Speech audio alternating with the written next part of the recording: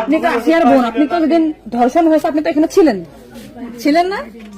যেদিন ধর্ষণ হয়েছে সেদিন নিয়ে আপনি কিছু কথা বলছেন টেলিভিশনের সামনে, আমরা দেখেছি, সারা বাংলাদেশের লোক দেখছে।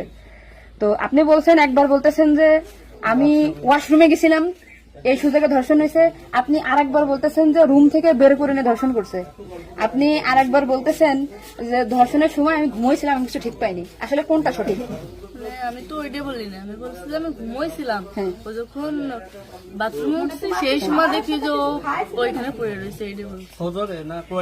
আপনি বলছেন যে সিহারের পরে, আবার বলছেন রাত 2:30টা, এটা মানে টাইমটা আসলে মানে বলেন যে হ্যাঁ।